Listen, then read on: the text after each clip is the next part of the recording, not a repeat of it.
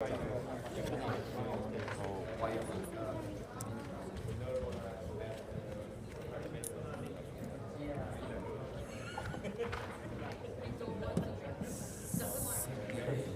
可以吗？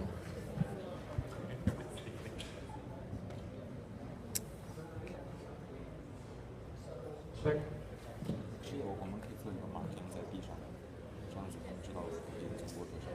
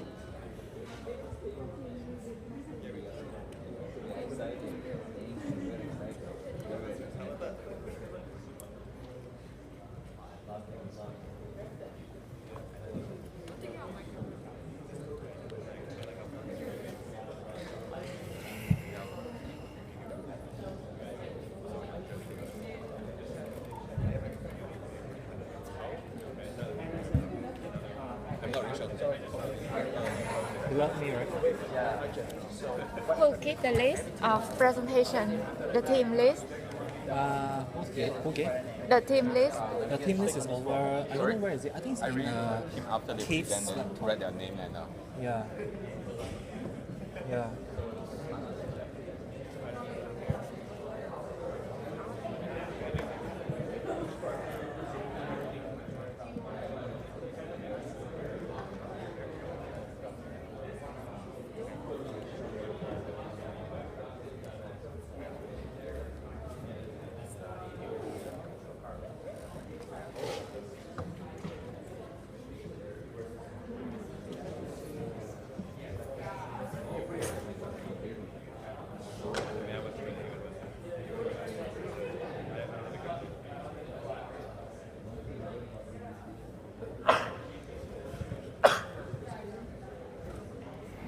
where can I find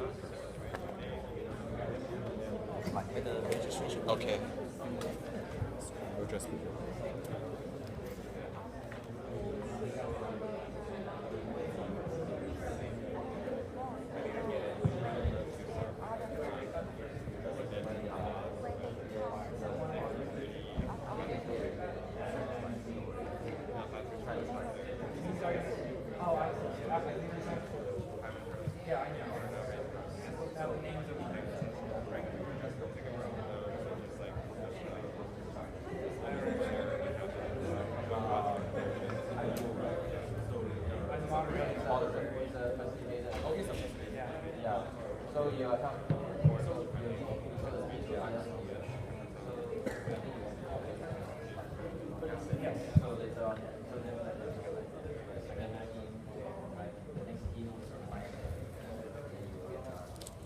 Maybe what we should do is when teams are done presenting, they should be writing their name down here so that when they're all done, people can go to the stickers and use their name. Is that a good idea? Because you guys are helping them. Wait, this is recording. Adventures, right?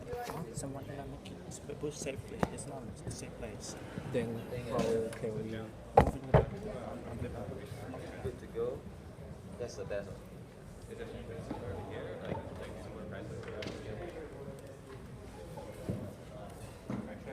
Yeah, just continue. Okay.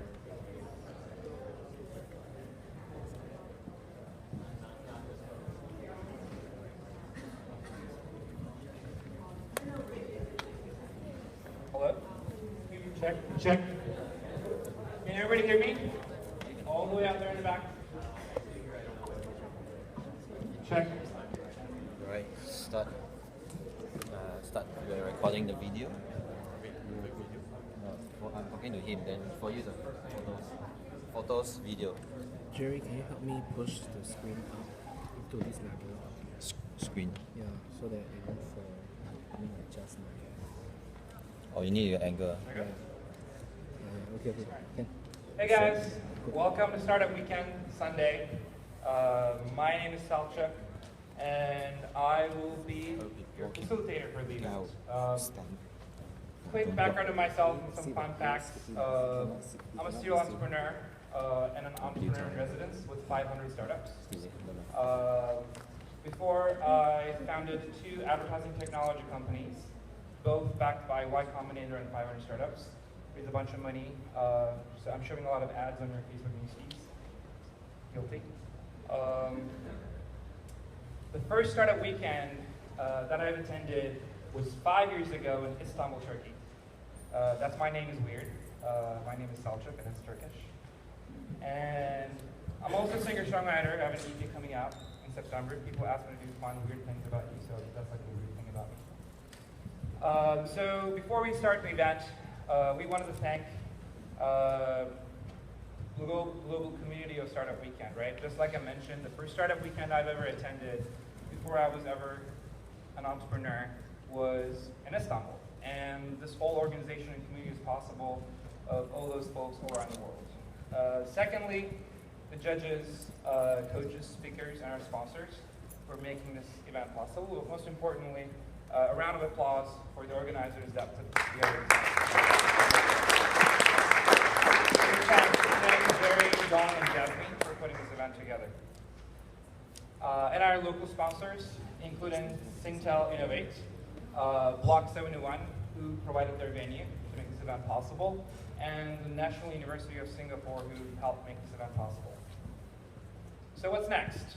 So a bunch of folks worked on their ideas and built a bunch of stuff, and they're gonna show that to us. And people tell me, and those people are Startup Weekend people, I didn't know this information before, 12% of these folks will likely continue with their idea to build awesome startups. But most importantly, the product of Startup Weekend is not the startups, it's the process, it's the experience that we get out of it. So the team building and how to work in a startup, this is like a great way to practice that. And third, you will fail. Lots of startups fail, and that's okay, right? We talk about failure, and it's an awesome thing in Silicon Valley, which is not like that in many places in the world. And what we want to get out of this is we want to flex our founder muscles. The product of Startup Weekend is to actually kind of experience what it's like to be in a day of a founder, to a day in a startup, and like, we'll get this out of this program. So, without further ado, I want to kick off the pitches.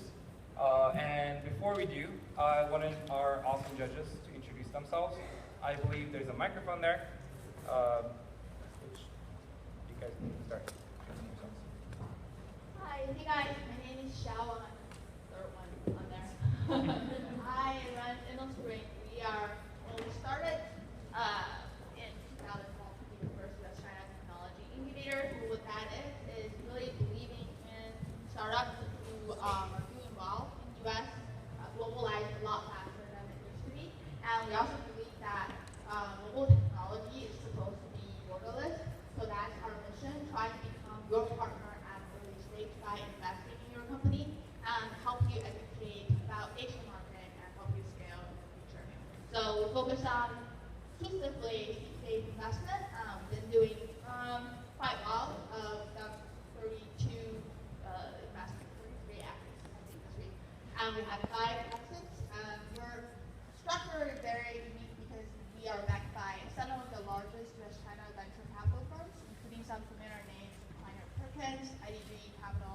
SoftBank, and others. So if you are interested, I'm happy to talk to you after. Thank you for inviting me today.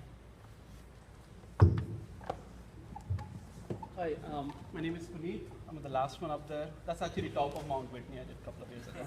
I don't know, my picture never got updated here. You were hard to find online. We couldn't find any other pictures. I work as a venture partner in Phenox Venture Capital firm. It's a Bay Area firm.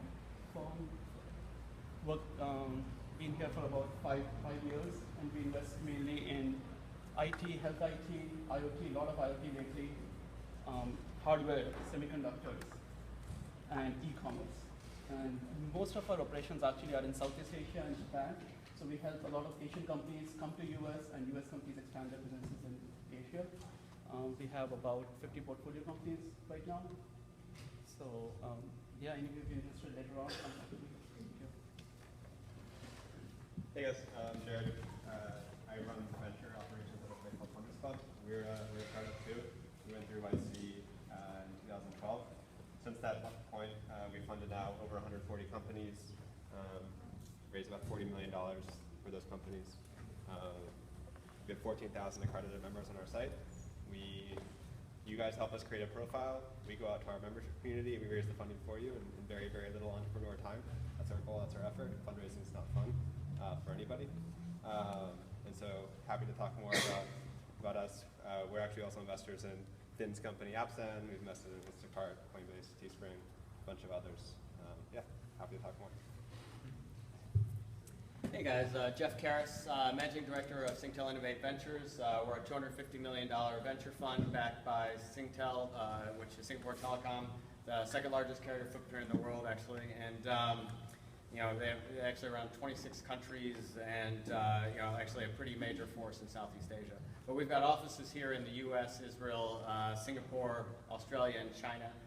We've got a $250 million fund, as I said, and we're investing in everything from $200,000 seed to $20 million later stage. And yeah, we've been pretty active for the last several years, and continue to look forward to being so. Hi, I'm Angie Crackler. I'm with a small company named IBM. I'm the manager for North America Technical Evangelist. So I work with startup developers from technical enablement, engagements, as well as proof of concept.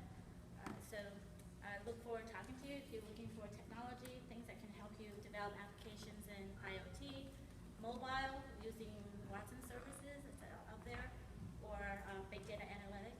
Talk to me, can help. Thanks. So a round of applause for our judges.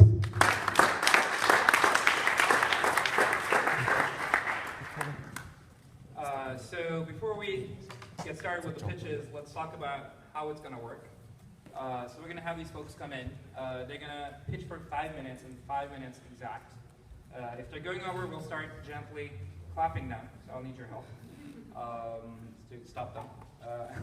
And then we'll do a Q&A for 3 minutes. And once that's done, as we're doing the Q&A, we want the next team to come in and plug in their presentation and get ready. And most importantly, we're going to have a lot of fun while we're doing that. And the judging criteria, we're going to be looking at validation, so that these folks do the research to understand why the thing that they're building is something people want. Their execution and design, did they build something awesome that we can use and we like it? And the third thing is business model. Does this make sense? Is this product relevant for the market? How are they going to make money? And all kinds of awesomeness. So let's get this thing going. So the first up to the stage, I'd like to invite IO.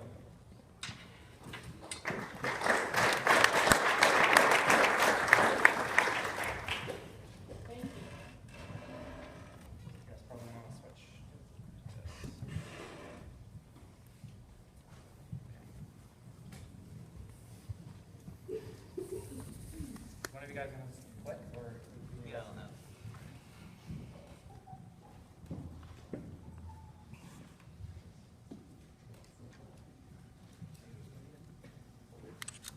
Operating. Just hold on for a second. I need to time it. Yeah. Go. iPhone reads Only 5 minutes.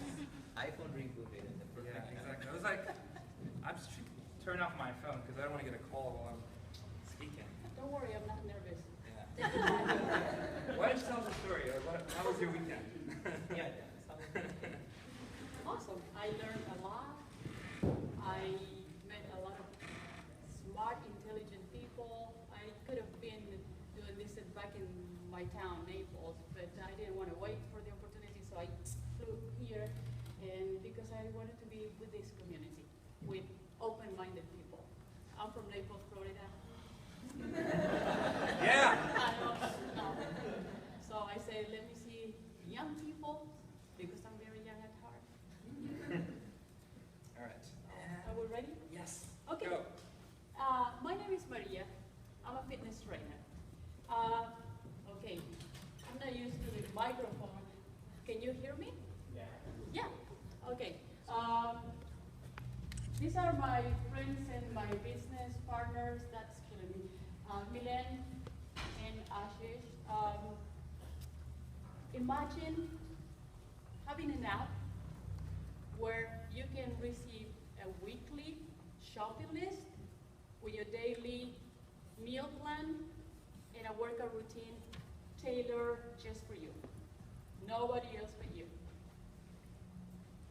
The cost of having a personal trainer and a nutritionist is about $200 per session, and add 50 more because you need a gym. Our goal is to make this affordable for everyone. We don't want anybody to miss out. We think nutrition and exercise work together. We cannot separate this. I know it because I do this all the time.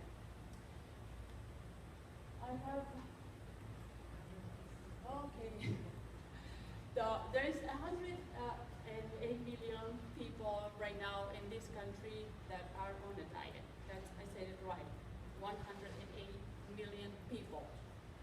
When we get a 1% of the market, we have over a million users. So I'm gonna let my friend here keep telling you this little story. Thank you, Maria. So, as the slide said, my name is Ashish, and so I partner with these my partner partners. So what you're looking at right now is what I would call a competitor analysis. And what I did, today I went to IS App Store and I picked top 3 paid apps in the App Store ranked today. And there's a 7-minute workout challenge, as you can guess. It challenges you to do a 7-minute workout every day. There's a fitness buddy, which allows you to find a fitness buddy. Instant blood pressure means you can measure your own blood pressure.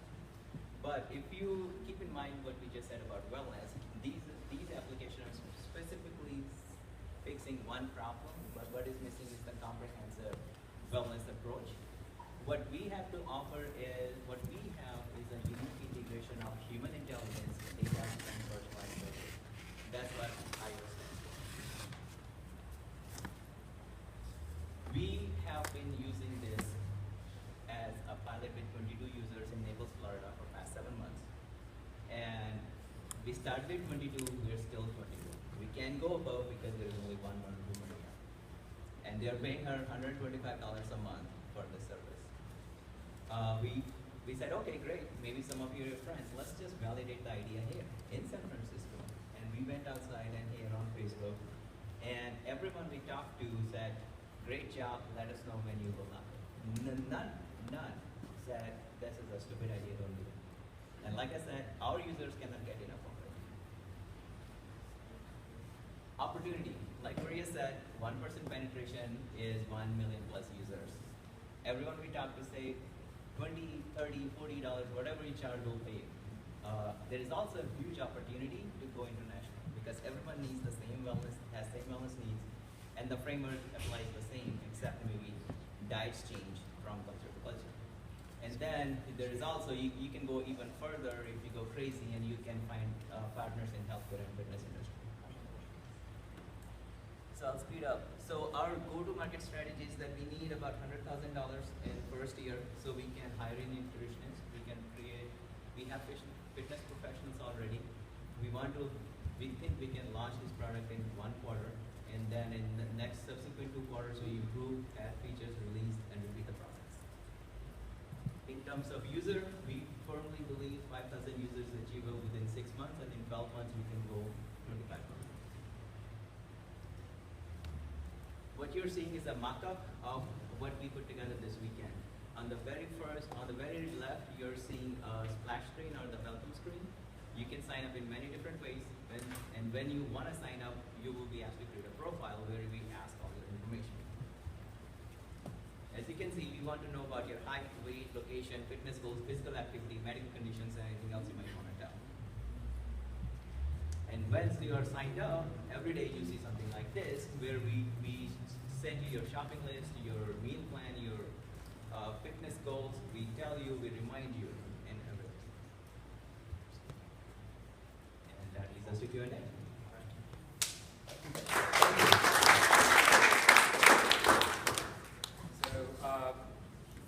Just quick question. So you said you had something running in Florida for the last several months. So yes.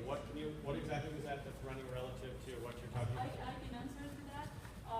Like I said, I'm a trainer, so I gather a group of people that I've been training for a while, and then I introduce the diets because what they needed is to see results.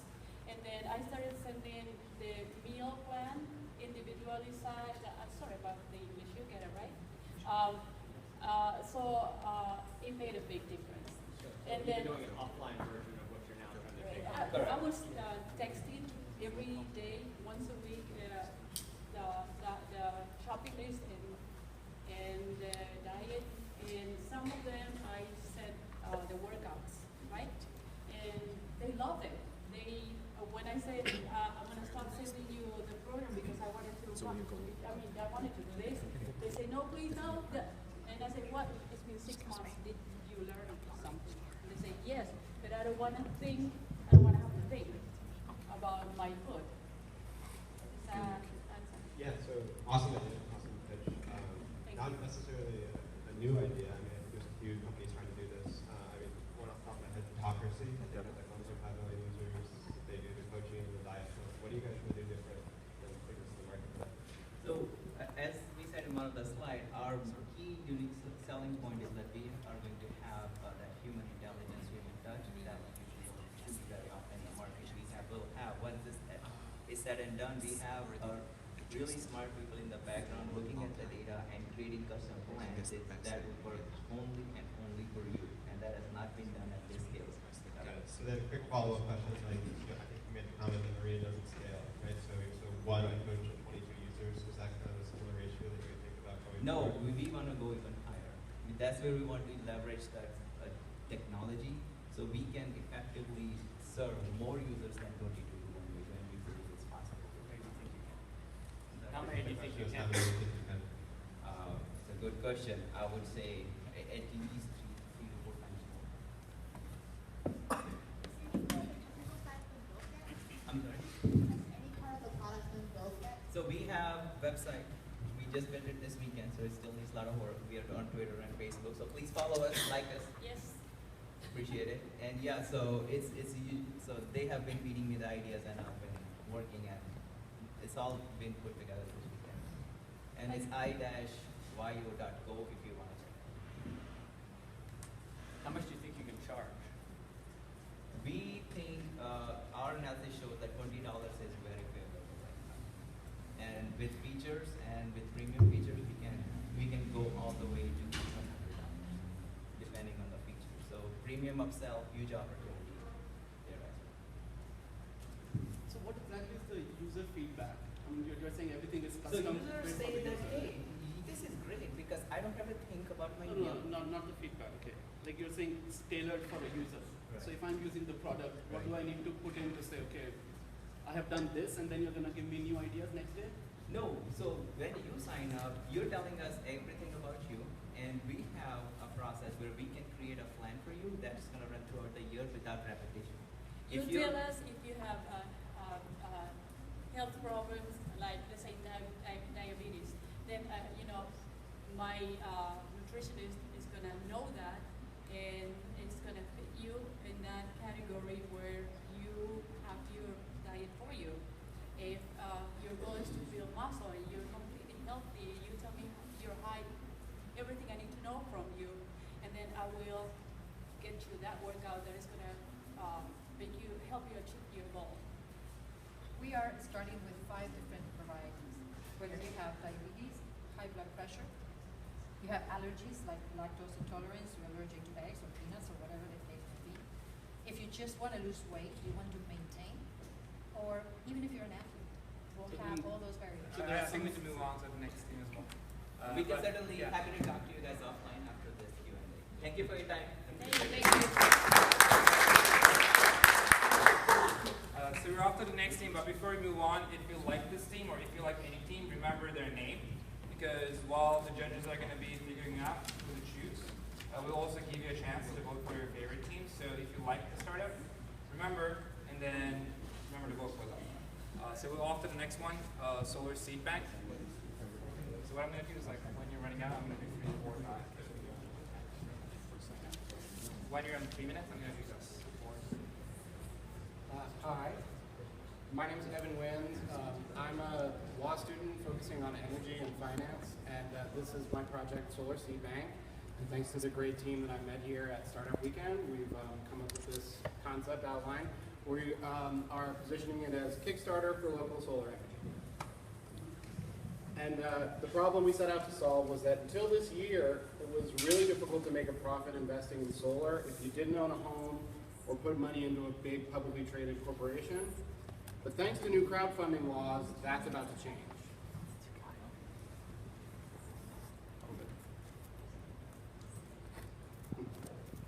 Sorry, slight pause.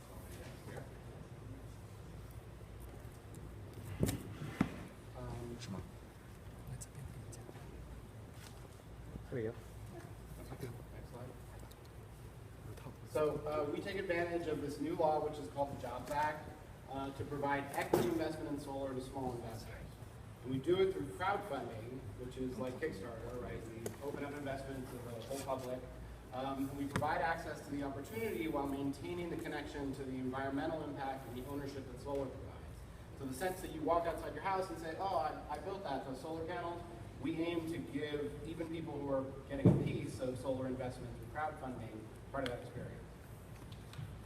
And we're focusing on local community engagement to help nonprofits, especially, who want to lower their energy costs and go green, and then they in turn will help us leverage their local community.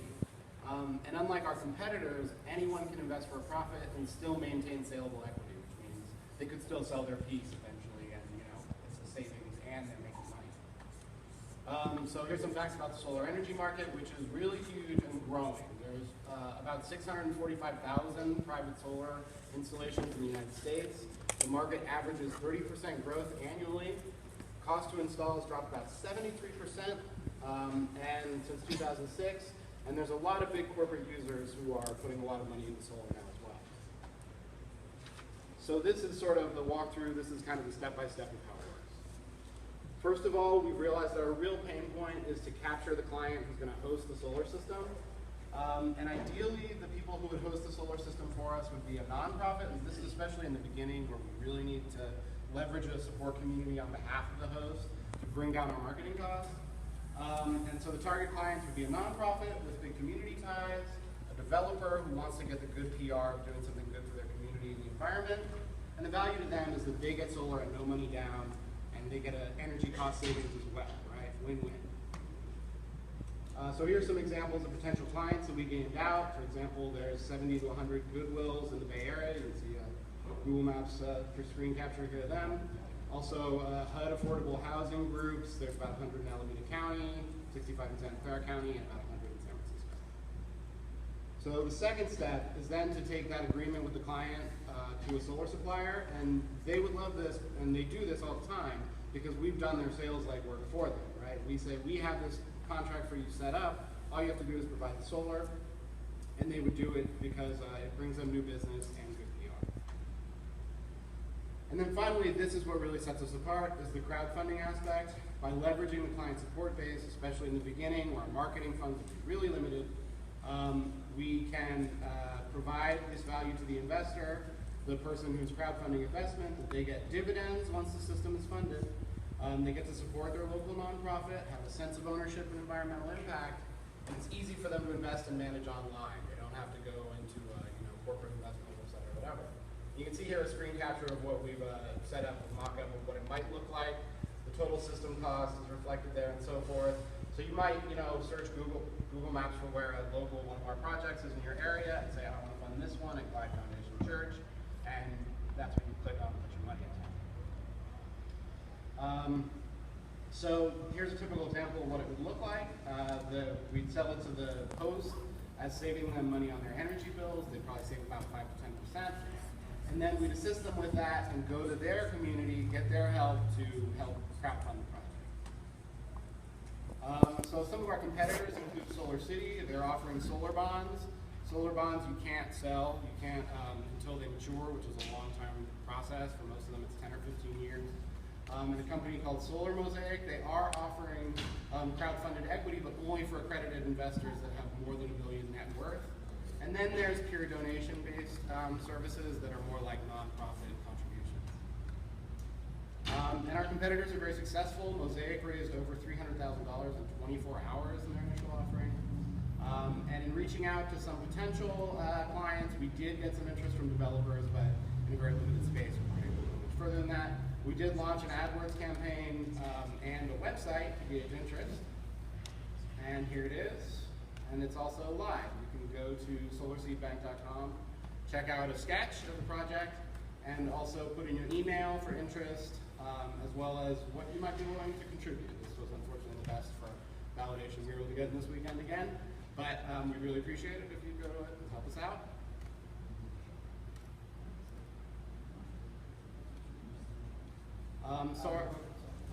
So basically that's about it. I'd like to thank my really wonderful team here, my designer, Aaron, developer Lev, and Fawn, my marketing person here. So I'll take your questions if you'd like.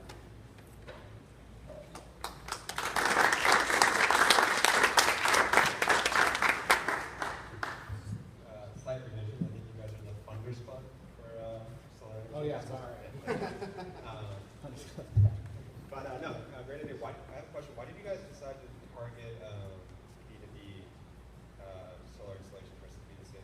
Just because, especially through the process of coaching this weekend, we realized that one of the real cost points for us is going to be nailing down clients. And so if we can really minimize the client, or crowdfunding, and all the marketing we would spend on the crowdfunding, so if we can find clients that are going to bring us a built-in community of investors and help us boost our profile that way, that would really bring down costs initially. What is exactly that the investors are getting out of it, like other than 3 to 4% return, I'm guessing, right? Well, I mean, it's an investment. You guys know how that works, right? It's like savings plus, right? You get to have your money in there, and then over time it comes back to you as well. But also, I think, again, it's really key to connect the sense of I own this, I did this, to something which is in essence virtual, right? And then where is that 3 to 4% coming from, the returns? It's coming from the average return on a solar system. If you get it well funded and financed and you get all the incentives, is probably going to be about 15, 16, 17 years. So we figured, with what we project for spending on, marketing and running the system and so forth, it's going to come down and be about 4%.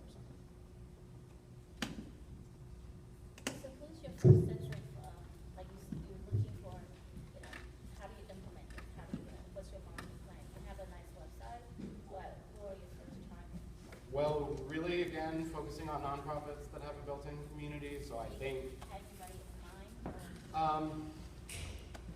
We had a couple of examples there, but I think it's about leveraging relationships. We have to go and try to get in the room with people and see who we can sell this to. How much do you think relies upon the nonprofit aspect in the beginning? I mean, so do you think this moves? If you're getting kind of the community, that's great. But do you think those types of returns are going to be good enough to actually be broader and get people that aren't sort of thinking it from a goodwill standpoint? Yeah, we thought about this a lot, and I think in the beginning, because we're looking for small investment and the returns are not going to be super impressive, right? If you put in $100, you get $4 out. That it is going to rely a lot on looking like a donation model, but over time, to scale it, it could really become something huge. People might be investing their 401k in SolarSeed Bank, things like that, and that will provide a lot of room for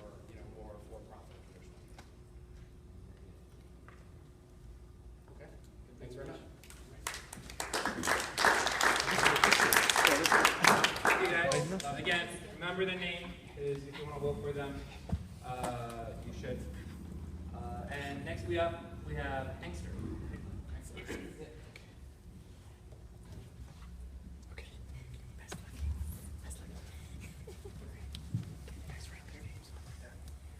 Hi, I'm Oscar.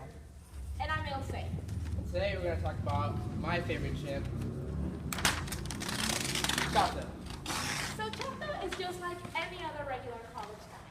He likes to go for runs in Dolores Parks, he likes to go get his coffee at Phil's Coffee, and he also likes to hang out with his friends and dabble in coding here and there.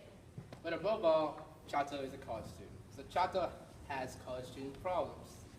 Chato's biggest problem is that he has a hectic schedule. Sometimes he's free, sometimes he's not free.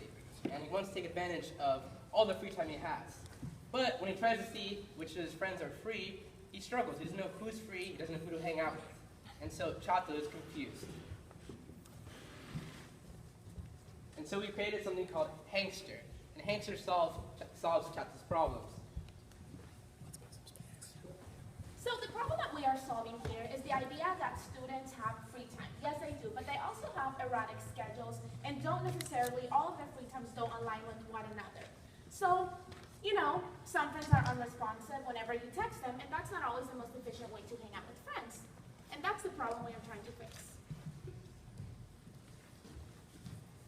Hangster takes this problem and solves it. Using Facebook Connect, we get all of Chato's friends, and from there, he can choose what he feels like doing.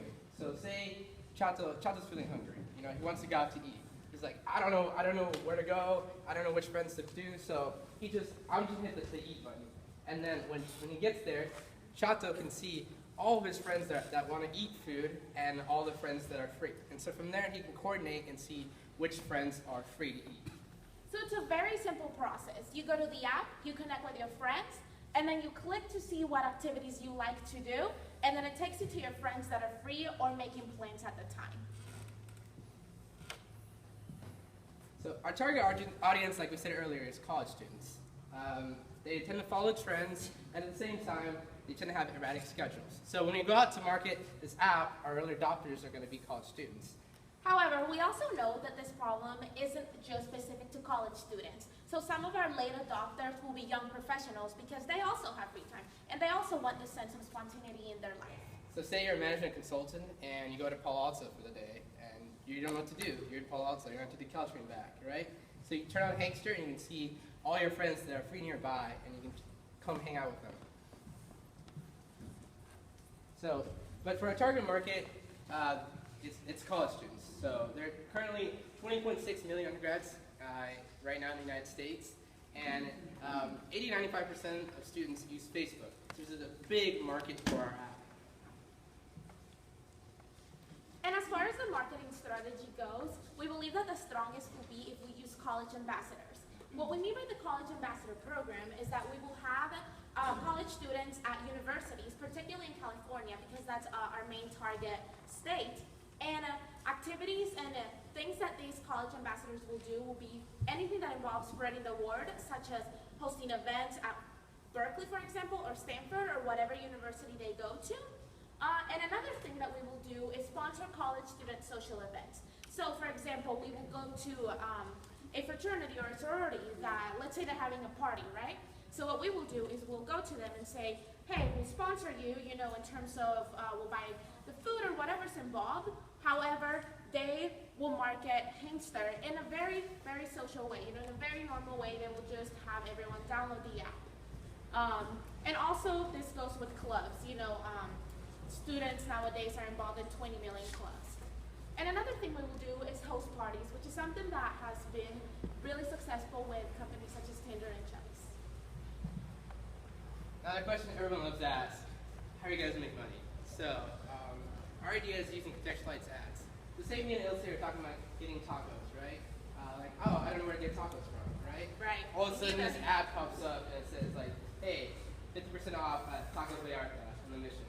So that's kind of our idea for monetization. And our second idea is partnering with different services such as Uber or Sosh. So we say, again, we're talking again, and pop-up comes up saying, oh, there's a deal somewhere here, or take an Uber there. So we also, we invite you guys to check us out on our website, hangster.io. Yes. And we hope you come hang with us. And if you guys want to look at The app, we can show you our marks after. Thank you.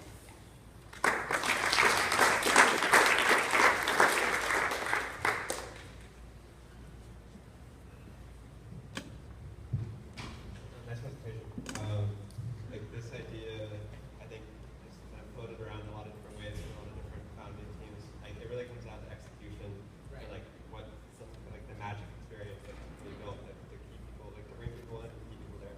Like, what do you guys think about when you think of like principles of design? Like, what are you most focused on as far as user experience is concerned? Definitely simplicity. So I think our generation, like college students, like if an app is complicated to use, we just don't use it. Like you failed. You should have made it easy to use. So that's definitely something we try to do, is make it so like somebody like say like a 5-year-old can use it. So our app is very simple, and so that's, I think that's like one of our key strategies.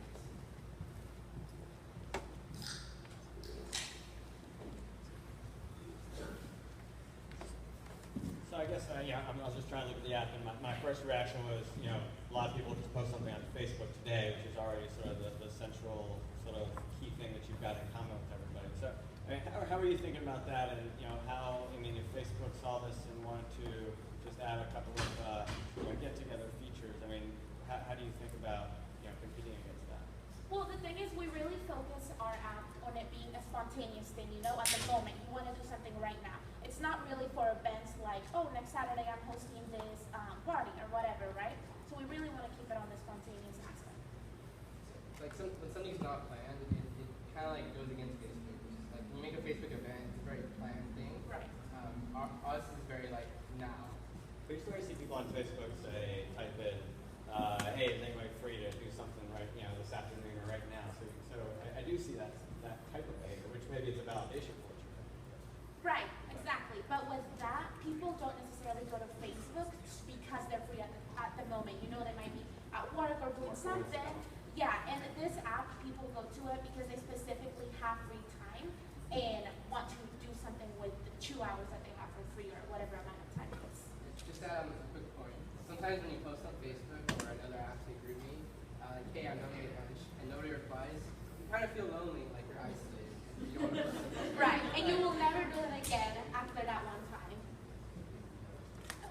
So actually, I like the idea, because I've been here before, I came up to the city, and I had 2 hours to kill, and I'm trying to find who's available.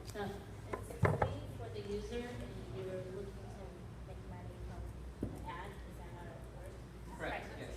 Okay. And then do you have any idea of who you would start? You talk about clothes and things to promote it, so who will be the one that you would ask you first in terms of, somebody? Yeah, I think definitely more like a snapshot model where you raise money and then monetization is something that happens later. Definitely you can't monetize our users. So we're really focused on users right now and specifically users.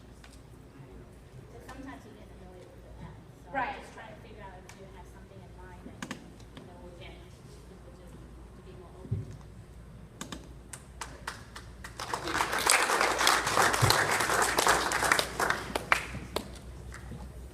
Thanks, guys. So remember the name, Hangster. And next up we have Frenzy.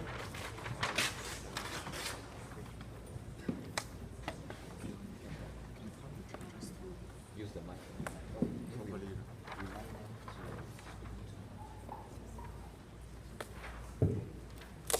Hi everyone, we're Frenzy. Right. So we have a problem we face. So people have difficulty finding new friends at events, whether it's because of location or time or the stigma or the awkwardness of finding new people. It's very hard to find the people you want to meet and make friends with them. And so we have Tinder for events.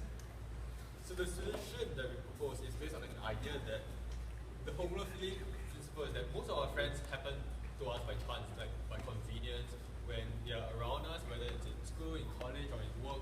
So we hang out with them because it's convenient. And what happens when we graduate from college and our friends start to move and we shift our jobs, we realize that these friends slowly drift apart from us. So according to the American Sociological Review, those who stick around are most likely to be those who are most similar to us, have the same characteristics, have the same interests, friends who are just like us. What if there's a more efficient way to make friends? So Friendzy, a mobile app that allows you to find potential friends based on your geographical location, background, and interests.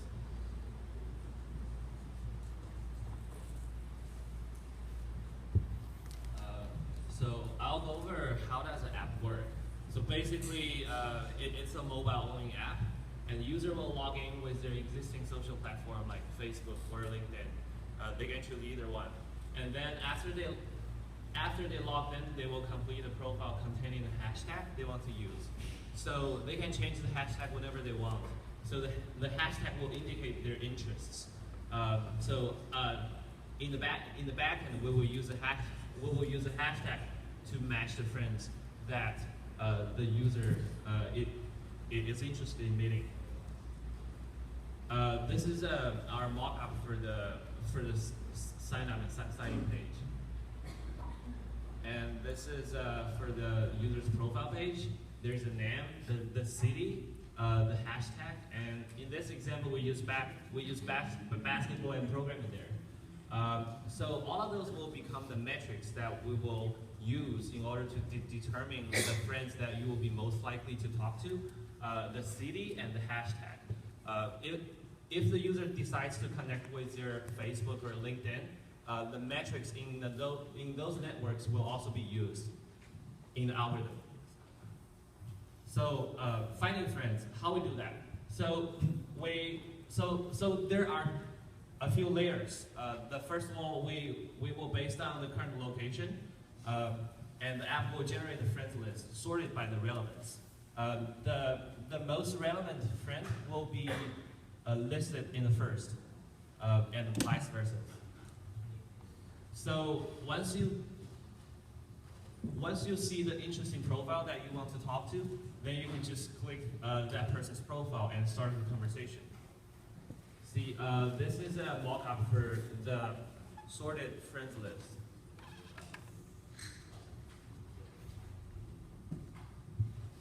So initial target is going to be 18 to 35-year-olds in different populated environments where meetups and events occur.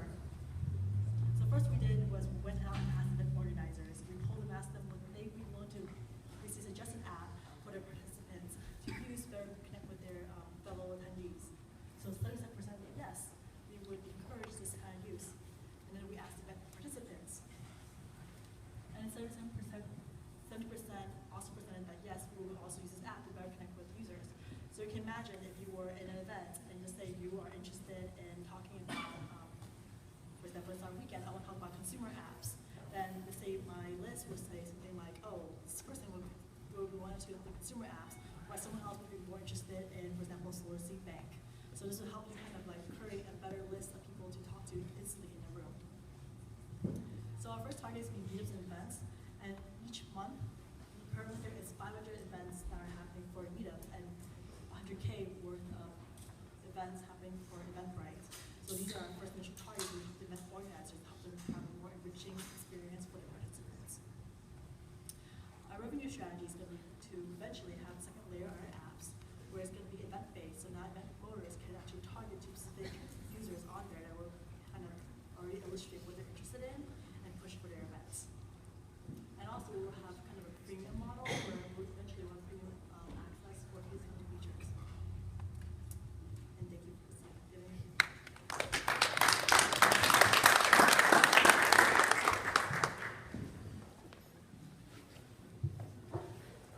Yeah, so really quick, I mean, cool idea. I guess the one thing that comes to my mind is frequency of use. So if let's say we go to an event and there's like a big promotion, okay, download this app, meet people. When I leave that event, I'm probably then deleting that app, right? So like, how do you get to the point where, or how do you deal with the frequency of use problem? How do you get people to do recurring use each month or even each week? So I think the events is a platform for us to gain our first initial traction. So events is not the goal. Events is how we want to start. But eventually, when we have more and more people in critical events, then people can start using it in your events. Outside of events, they can use it with friends, they can use it, they can be using it to carry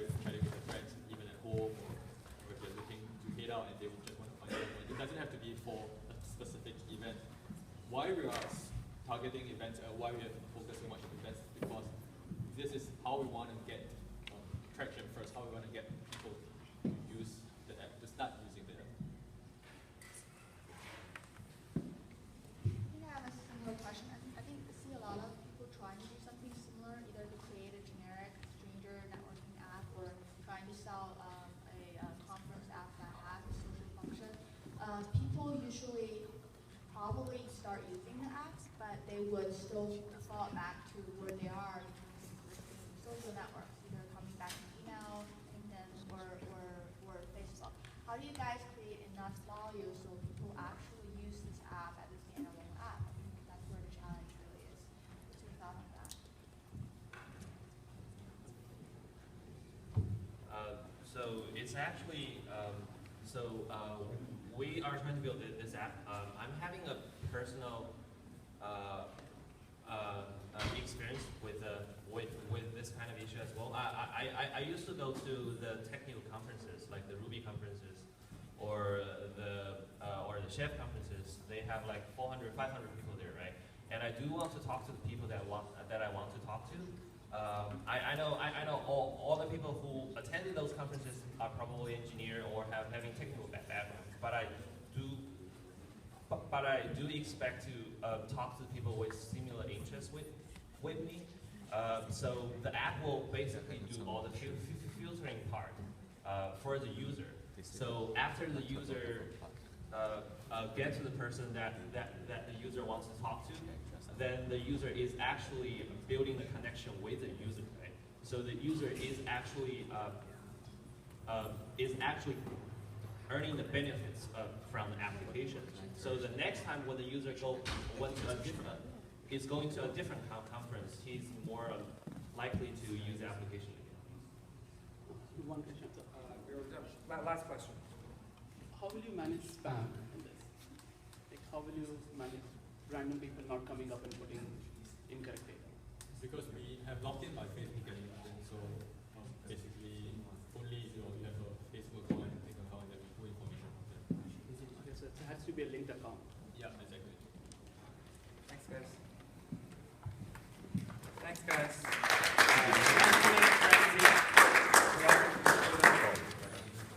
Next up, we have Youthfolio, right?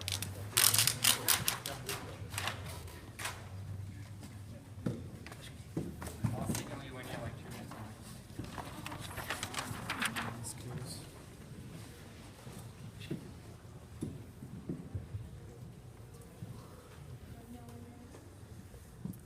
Hi everyone, my name is Amanda, and I am a management consultant, and I'm also an avid volunteer. I currently sit on the board of several nonprofits and have worked with Fortune 500 companies before, like Disney and Southwest Airlines. From these projects, I noticed something very surprising, that the current state of workplace giving programs is highly outdated and ineffective and cumbersome.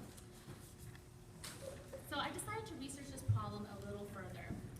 I noticed that 65% of Fortune 500 companies currently do offer corporate gift matching programs.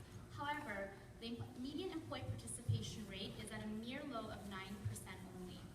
Annually, $6 to $10 billion of budget matching gift funds goes unclaimed each year.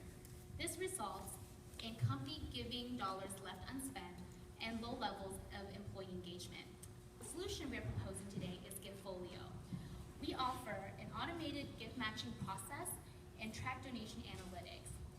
Through the enterprise web platform and unique web app that we offer, companies can finally empower their employees to give to the causes and charities they care about. So let's do a quick product demo.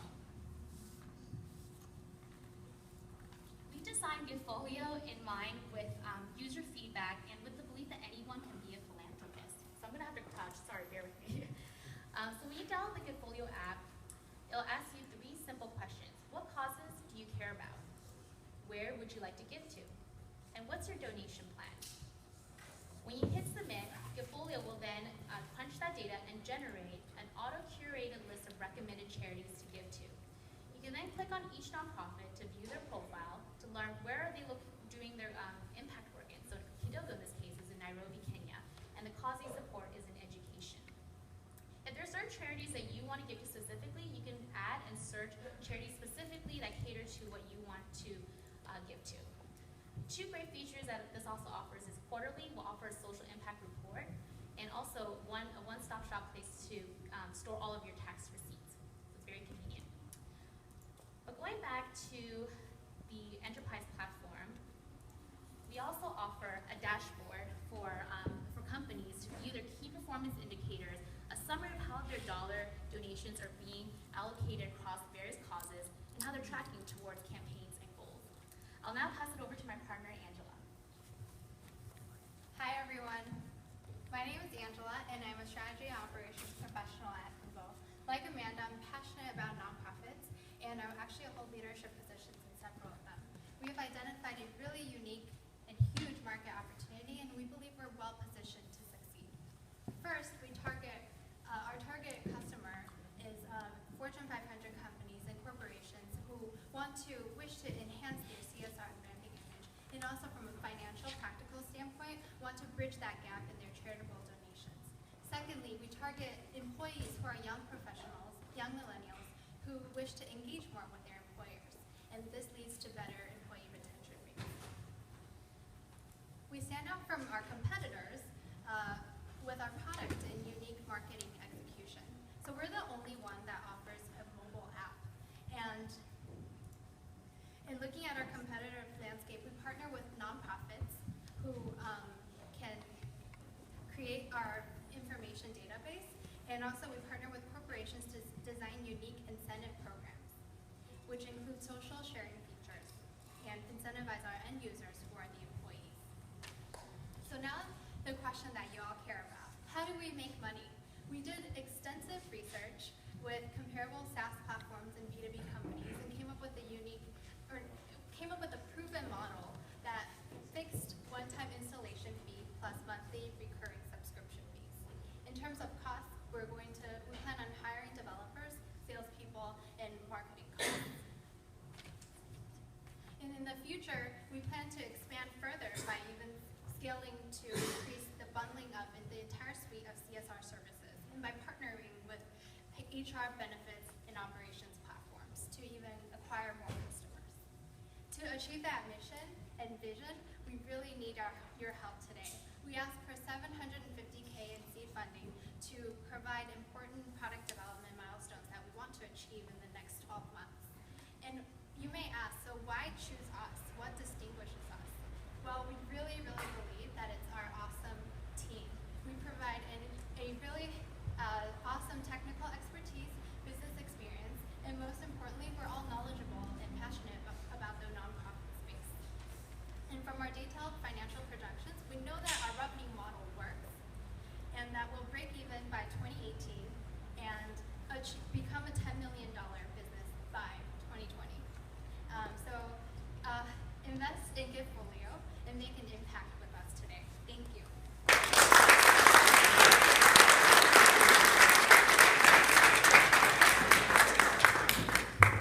Nice presentation. Thank you.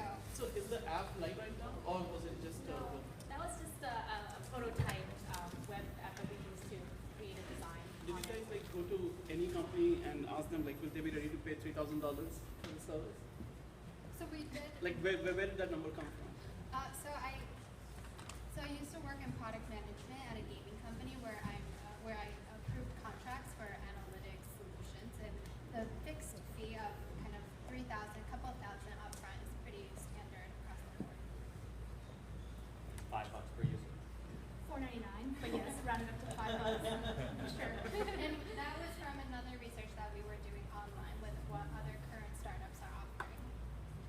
Cool. So makes total sense why a company would want to use this. It definitely helps at the management level. It's a little harder to get a feel like why an individual would adhere to this, like when a company offers it. Because as you've built it now, you're going to be competing with every other charitable giving app that's out there. Is there anything else that you can do to make this product stickier for an employee to actually use it?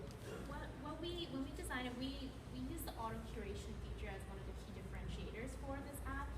Through our research, we haven't found a single application where you can just answer a couple simple questions and the app generates an auto-curated profile of suggested nonprofits. Because what we find in our user research is that a lot of people want to give, they have that intention, but they don't know who to give to. There's over over 1.5 million registered charities in the United States. How do I even vet through all of that?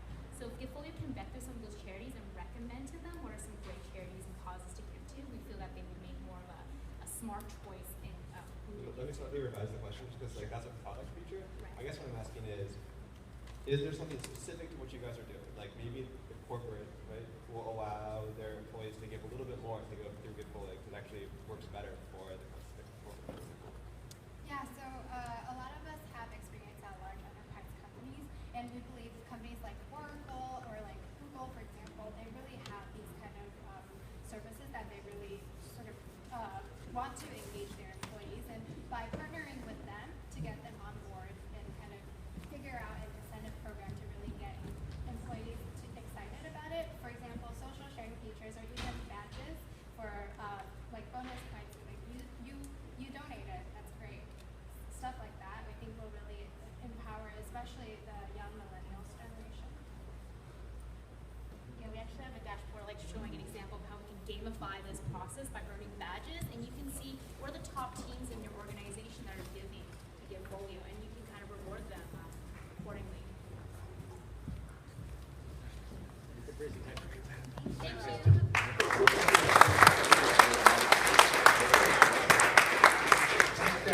So remember the name Giftfolio. Otherwise, we work with them. Next up, we have. Yes. Another reminder: judges, myself, and everybody who has a microphone, speak into the microphone. I'm doing that right now as well. So yours better. And next up, we have Coinfluence.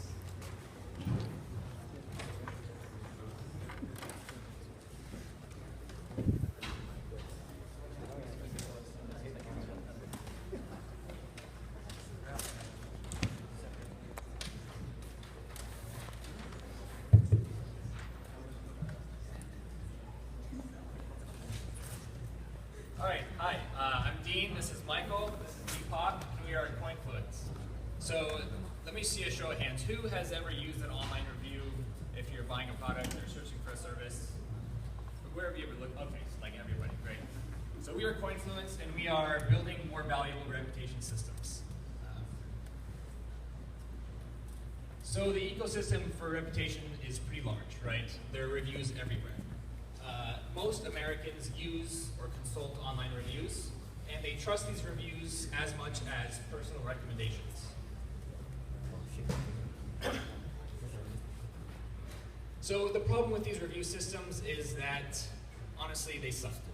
There's a vast field of data out there. There's so much reviews, you have to sort through all of them to find the small gems that really matter. And people give out likes, upvotes, retweets.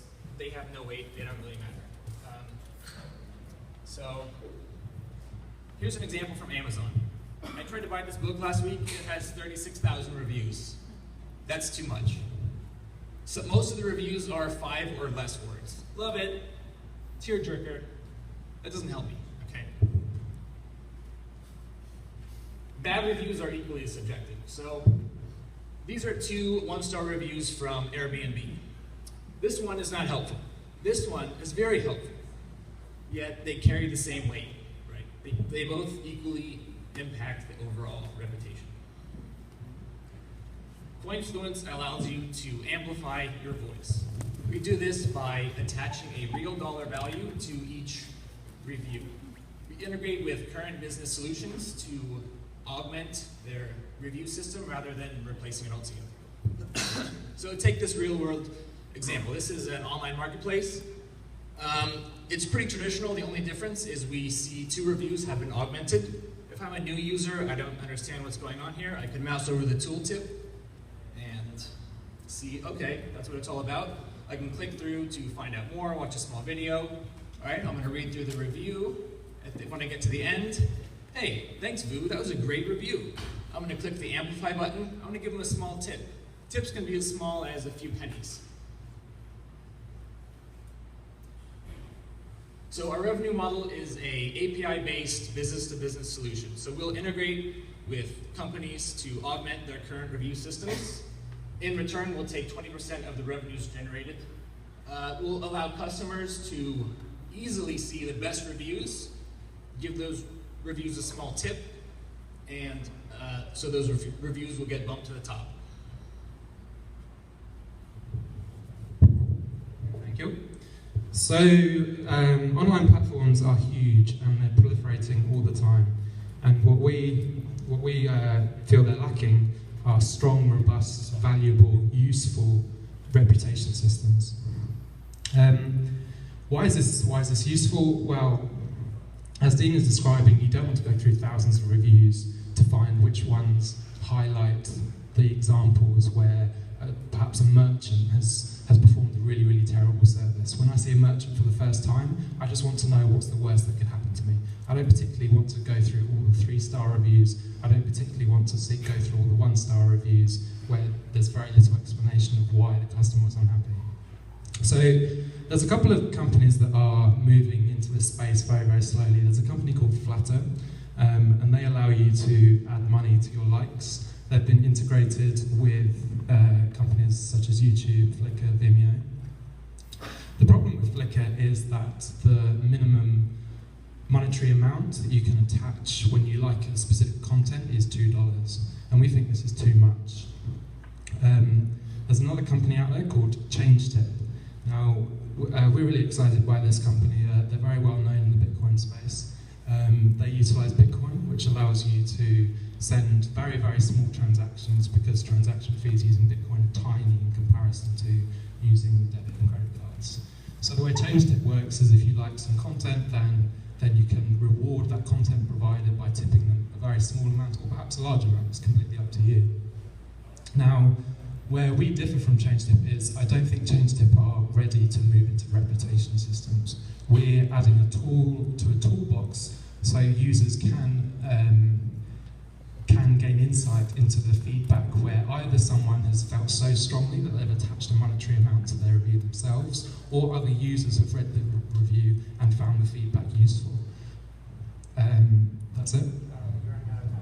Okay, so we've got a prototype. I don't know if we have time to quickly go through it. 10 seconds. Do you want to go through this, Dan? Yeah, so it's pretty quick. This is an app for house remodeling. You can see Rupert commented, and he has a reputation value of 73 cents. Somebody threaded comments down below. You know, hey, that was a great review, thanks, here's 50 cents. Somebody else can tip John or tip the original commenter. Awesome. So I'll start off, and maybe I just missed it at the beginning. So help me follow the money a little bit. So where does the money come from? Where does the money go? And if we want to actually use that to show on the demo, feel free to go ahead. So it comes from users. So I'm actually, if I want to tip somebody, I'm actually putting that money down myself. Yes. How are you guys going to deal with fraud? What specific? So anytime money is moving